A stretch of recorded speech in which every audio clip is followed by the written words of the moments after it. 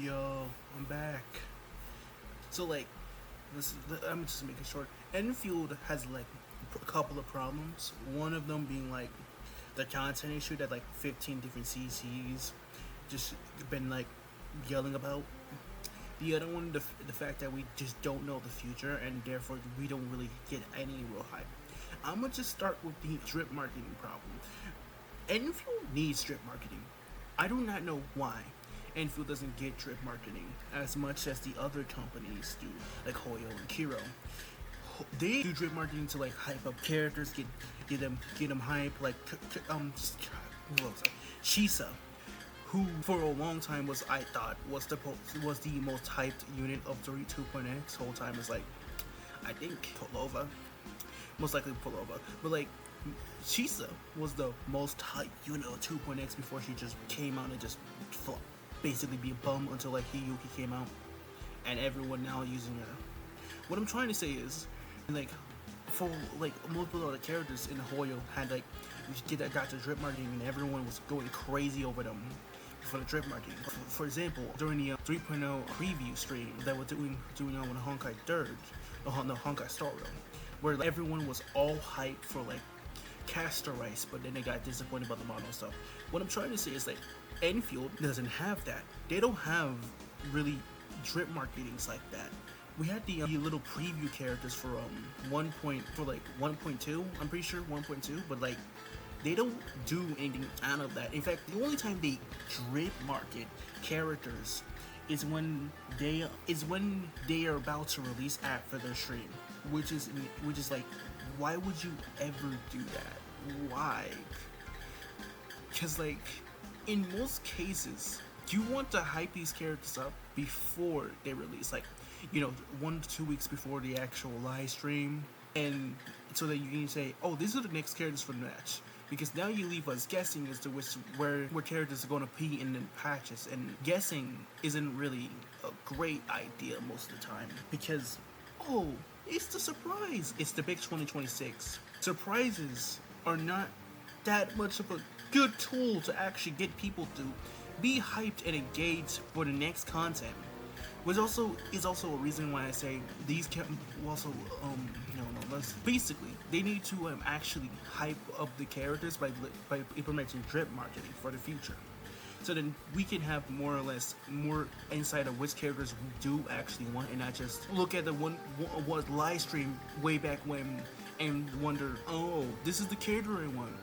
The Zack version they're gonna be in, instead of waiting until I'm repeating myself. I'm gonna make this point earlier. We've been in constant filler patches, constantly. We haven't had really any good content. And some people I've talked to in multiple services been saying oh, we have a main quest. That means we didn't get a filler patch. Main quest doesn't automatically make a patch not filler.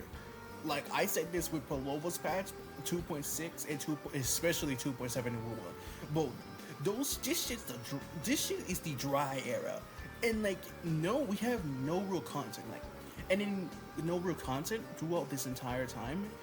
And the content we do get was either delayed, with the current content right now, with most of the meat of the patch, or 1.3 has been delayed to a straight up week. Straight 2 weeks after the patch starts. And that feels horrible to know that. And then immediately after that, we finally get one new content, and it's 10 minutes worth of gameplay across 2 days, meaning that you just wasted most of the time. Meaning that the meat of the content is CC, which is a one and done end game, not repeatable, and it's not permanent. They could most likely be mid. If that end game's mid, who's gonna like it? That means for the whole time we've been fed filler, especially when they decided to drip market 1.4 3 days after 1.3 started. That is embarrassing. It literally tells us that this patch was filler. Don't forget about the overly long and tedious wait to just see any real meaningful content during 1.2. 1.2 was a very long patch, and during that entire time, we only really had Fang Yi, and that's pretty much it. And then like the content we did get was basically mini games. The fucking I think we got that patch. We also got once again spraying, and like the one content about the factory we get that patch was literally just a set up something from Kyo or build it yourself, leave it on the offline for like a couple of days, and then boom, you have it all. Like that is barely any content. That's like barely any content though the entire patch. Again, we got that fuck ass etching our cosmic dreams event where you literally take 3 photos and that's it. We also got the supply woolen chief event where you literally just go to a shop and buy supplies and then you just give them to the dude. We had that in 1.1. I think also 1.0. I'm not sure. And like, wow, guys, such a great idea. We did get, well, like, we did get stuff for the factory. I'm gonna get to the factory in a moment, but like, we did get stuff for the factory, but it's barely any meaningful stuff. Aside from that, we only really got that fuck ass AIC Palm Street Top Savior event, and that shit was nothing. And that was time. That patch 1.2 lasted 49 days, which is insane for a patch where only one character and that little content happened. Man, such a wondrous game. I love this. You give us nothing for like a good chunk of your patch, and then the content you give us is literal mini game puzzle events in your first year. And if you're released in like almost 6 months ago, and then like you only give us nothing but puzzle events and weak ass events, that's it. When other catches like Woowa didn't do that until like year 2. Wow, shit. I'll be surprised if this damn fucking ass game doesn't lose half of its audience off of that already, because all of it's just been puzzles. And like, don't give me like, oh, Arknights was doing that too. Arknights didn't really have content. You released Endfield in the middle when Woowa released, when Honkai Star Rail existed, when fucking Genshin existed. Arknights itself existed for almost 6 years. Like, we have so many gachas coming in and out. Like, NTE will release like a couple of months after Endfield released, and like that shit was already more popping than Endfield was during 1.2. That is tragic. Not to mention we have Silver Palace and Nanta coming soon. So you have all of that. Nothing really going on throughout the entire patch.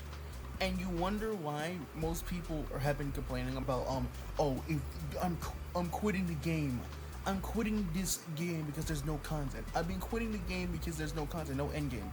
Well, speaking of no end game, the game needs end game. For some odd reason, when Endfield released, even though Woowa, ZZZ, Honkai, all of them gachas released, they had end games. Endfield didn't really have an end game. For a while, most people were talking about the factory was an end game. No, that is not the end game. That's literally how you get your gear and shit, and like it runs itself. That is not an end game. That is just a bore. You're literally wasting everybody's time for no apparent reason, when you could have just given us an actual end game and made us work around that. Like, I'm just gonna say, bi-weekly endgame mode is a necessary evil, because at least then you have an actual endgame and a focal point to use your characters in, which like solves the I don't have content to use my characters in point that we had it for a while. If you want brownie points, you want devs listing points, just don't make it Abyss or Weewa. And then you have 10 out of 10 brownie points from most of the people, unless you're certain Arknights elitists that exist thinking they are the fully developed gamers, when in reality they're literally just people who are ignorant about the whole industry. Or anyways, factory, something that I don't really do as much as I should, or actually build to just grab PO, but like, even if I did factory, there's like a bunch of problems with there they haven't really addressed. First off, every patch until like 1.3, they've been like just giving us little tissy bits of new productions, items, but that really just amounts to you have to rebuild your entire factory from scratch in order to actually make a new system in order to create the same production items you've been making since like 1.0, which is just batteries, gear, and medicine if you really need it, because Ember is just one of the greatest units in the game. To be able to just heal, and you don't really care about damage output, you just need heal. Anyways, you just need only those three, and that's it. The rest of them legitimately does not gain anything. Hell, the only time we actually needed to craft something on the side was because of the event in 1.2, but that's pretty much it. So not a lot. And then in 1.3 happened where they just didn't even give us any new factory. We have to just sit down and optimize the factory, which, like, wow, that doesn't really give us much here. And they could do a lot better than just add little gases in 1.4 or just nothing, to the point where I'm worried they might just, they're gonna just, this is just them saying we're gonna minimize the use of the factory and actually just add it instead of making us give us complex themes or shit like that. That actually makes me want to build a factory in my factory game with combat system, with a combat system and a gacha. But it's Endfield. What do you expect? Now, for all the solutions, one for the content, actually add content in the game and not make it 2 weeks delayed. I don't know, 2 weeks delayed. For drip marketing, give us drip marketing, like actual proper drip marketing. And finally, the most important thing, give us little good updates that isn't just minor rebuild your factory and actually add more complex. Anyways, that's basically all I've been doing. That's basically it. I'm ready to ready to just stop talking now. Please, for the love of God, go watch Backrooms. I'll see you in the next video if I feel like making that video.